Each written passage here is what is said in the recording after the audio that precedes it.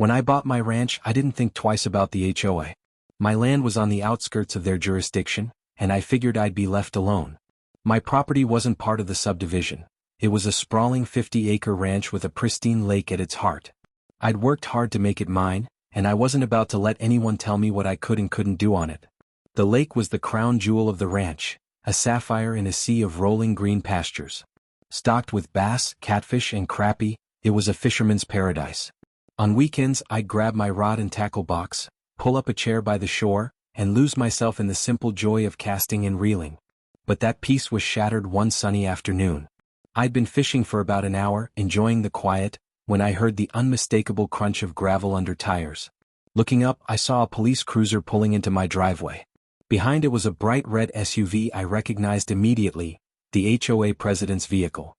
Marcia Cartwright, the self-appointed queen of the HOA, stepped out of her SUV with her signature clipboard clutched in one hand and a smug expression plastered across her face. The officer, a young man who looked more nervous than stern, approached me cautiously. "Afternoon, sir," he began. "We've had a report of unauthorized fishing on this property." I blinked at him, stunned. "Unauthorized? This is my ranch. That's my lake." Marcia stepped forward, cutting him off. "The lake is within the HOA's boundaries," she declared, her voice dripping with condescension. "All activities must comply with HOA guidelines, which prohibit fishing without a permit." I let out a short laugh, more out of disbelief than humor. "A permit? Lady, I don't need your permission to fish on my own land." Marcia's smile tightened. "This isn't your land. The lake falls under the HOA's shared resource policy. You're trespassing." "Trespassing? On my own ranch?" I said, incredulous. I turned to the officer, holding my fishing rod as if to emphasize the absurdity. "Do you hear this?" The officer looked uncomfortable. "Do you have proof of ownership for the lake, sir?" "Of course I do," I said. "Wait here." I walked back to the house, grabbed the deed and survey documents from my safe, and returned to the lakeside. Handing the papers to the officer, I watched as he reviewed them. His brow furrowed and he glanced at Marcia. "Ma'am, according to this, the lake is private property. It belongs to him." Marcia's face darkened. "That can't be right. The HOA bylaws clearly state." "Your bylaws don't override property deeds," I interrupted, my patience wearing thin. "This is my lake. Your HOA doesn't have a say." The officer handed back my documents, nodding. "He's right. This is private property. There's nothing we can do here." Marcia's smugness evaporated, replaced by a mixture of frustration and indignation. She huffed, clutching her clipboard tighter. "We'll see about that." She stomped back to her SUV and drove off in a cloud of dust, leaving the officer to apologize awkwardly before following her. As I watched them leave, a mix of irritation and amusement bubbled inside me. Marcia thought she could push me around, but she had no idea what she was up against. I wasn't going to let this go. If she wanted a fight, I'd give her one, and I'd make sure she regretted ever setting foot near my lake. "You said." Marcia's departure from my driveway was only the beginning of her crusade. Over the next few days, I received a barrage of HOA letters, all bearing her signature and written in increasingly aggressive tones. The first letter claimed that I was violating HOA bylaws by fishing without a community permit. The second alleged that my lake's ecosystem was a shared neighborhood resource, and therefore subject to HOA regulation.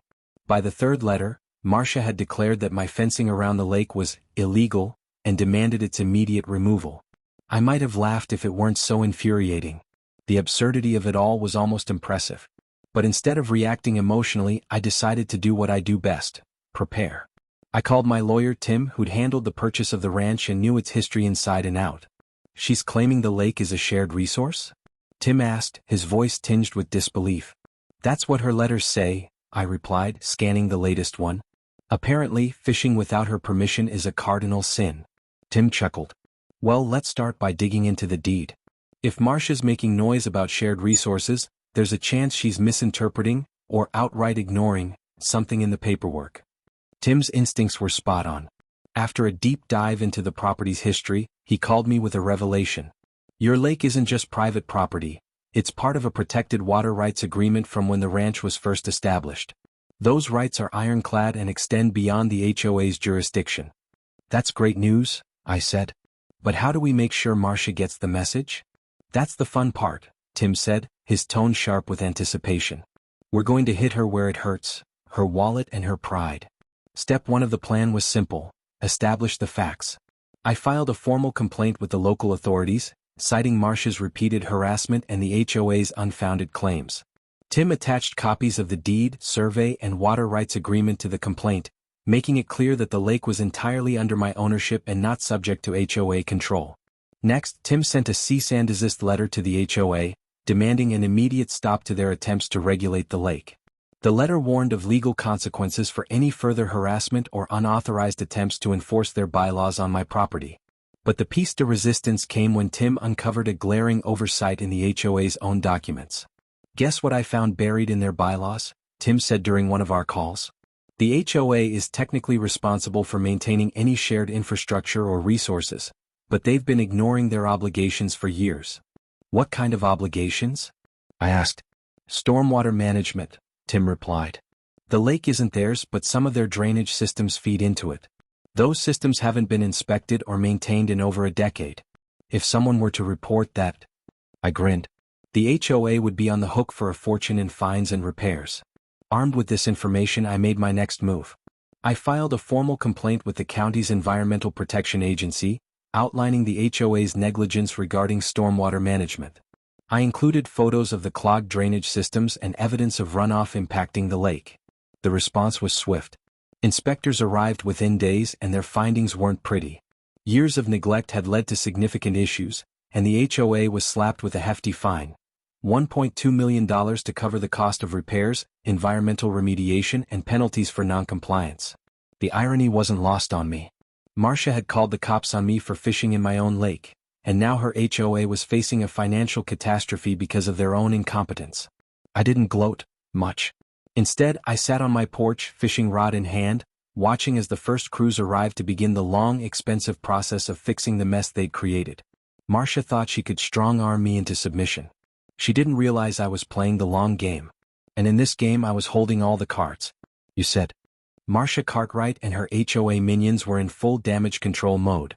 News of the $1.2 million fine spread through the neighborhood like wildfire, and the whispers weren't kind. HOA members were furious, not with me but with Marcia and her board for their mismanagement and arrogance. I could have sat back and let the situation simmer, but that wasn't my style. If Marcia wanted to play games, I'd show her what it meant to lose. The first step of my plan was to turn the neighborhood's growing frustration into action. I started attending HOA meetings, not as a member, but as a concerned citizen whose property had been the target of their overreach.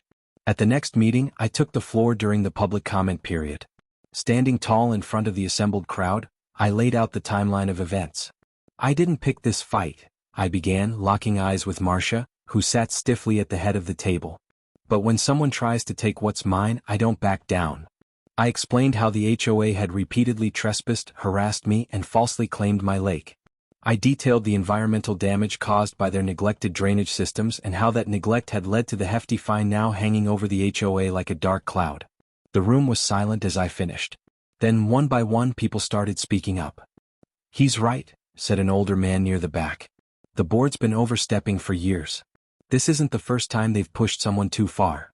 Why are we paying for their mistakes?" another woman demanded, glaring at Marcia. The tide had turned and Marcia knew it. She tried to regain control, stammering about misunderstandings and unforeseen complications, but no one was buying it. Step 2 was to ensure the HOA couldn't wiggle out of their financial mess. I partnered with a local environmental group to raise awareness about the remediation efforts around the lake. The group was eager to spotlight the situation, framing it as a cautionary tale about accountability and environmental stewardship. Their social media campaign gained traction, drawing attention from local news outlets. Soon, reporters were knocking on my door asking for interviews. I gave them the full story, emphasizing the importance of protecting private property rights and holding organizations like the HOA accountable. Marcia, of course, refused to comment. The media coverage only added to the pressure on the HOA. Members began calling for a vote to dissolve the board, citing gross negligence and abuse of power. Meanwhile, I focused on turning the lake into a symbol of resilience and community. I hosted a fishing tournament, inviting neighbors and their families to enjoy the lake, legally and without interference. The event was a roaring success. Kids laughed as they reeled in their first fish, and adults swapped stories while relaxing by the water. I made sure everyone knew the event was about more than fishing. This lake is a reminder that standing up for what's right matters, I said during a brief speech. We don't have to let anyone, HOA or otherwise, dictate how we live on our own land. The applause was loud and genuine. By the end of the month, the HOA was in shambles. Marcia's allies on the board had either resigned or turned against her, and a special election was scheduled to replace the leadership. As for me, I was just getting started. The HOA thought they could intimidate me with their bylaws and bluster, but I'd shown them the strength of standing firm.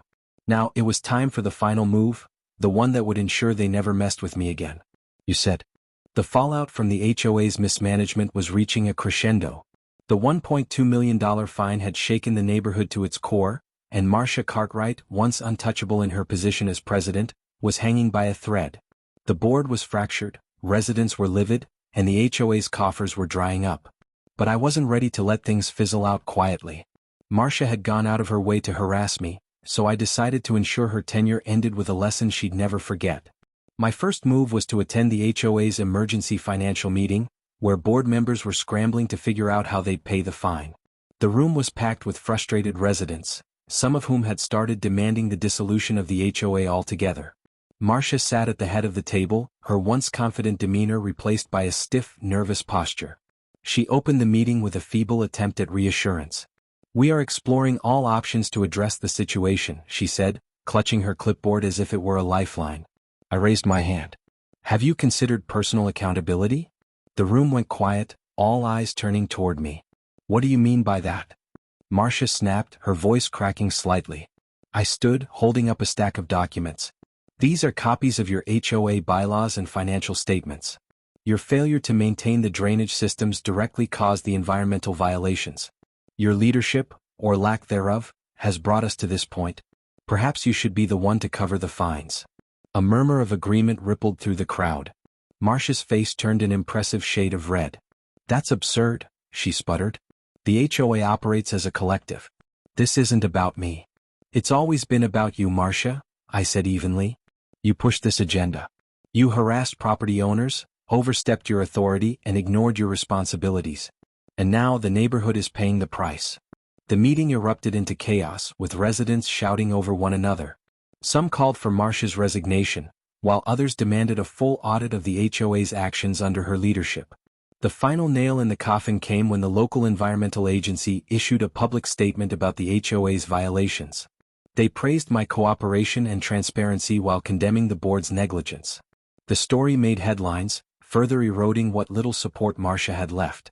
2 weeks later, a special vote was held to remove her from office. The results were decisive.